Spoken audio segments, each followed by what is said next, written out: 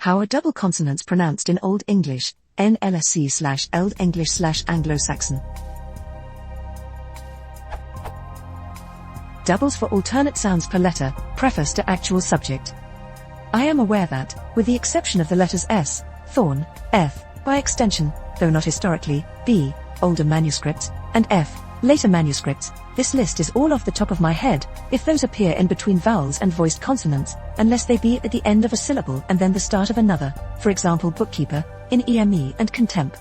Eng, then they make a voiceless sound, save for B, older manuscripts. B was always /B/, but where F now makes the /V/ phoneme, B was used in some old manuscripts, such as to be expected. Actual subject of the question. I am aware that double consonants are supposed to be pronounced independently, except in the aforementioned case, but how is this done? Is this done the way we tend to do in spoken contemporary English, in sentences? For example, ship pan. There are two ways I can put across pronunciation of that, the way I hear most commonly here in America, and how I pronounce it, as something along the lines of shimpan. Not quite an /m/, not really, but an unreleased, slightly held /p/. Or, as what I hear more commonly, it seems, though admit I don't hear it much, the received pronunciation, where one would hear along the lines of probably shifpan, ph not standing for the aspirated consonant /ph/, but a normal /p/ with breath. The same breath would be replaced with a vowel, if one were to be.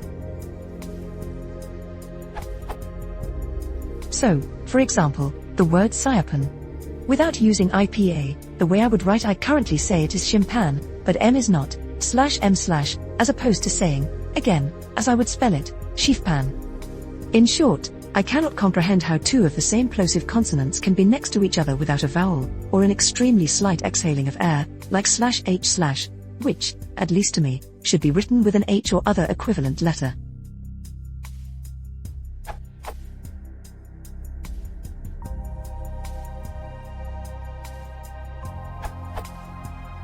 They are pronounced individually.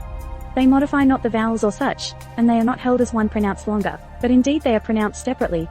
It can be hard to conceptualize, but I ask, what sound does the letter make? You would pronounce the sound. This is the sound in which the first of the pair makes. So if it helps, imagine a word such as siapan being written as siapan or siapan.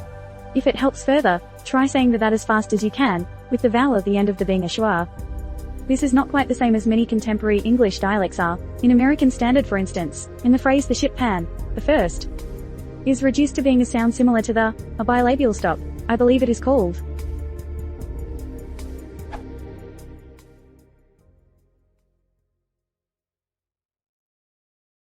If you want to support the channel, please consider subscribing.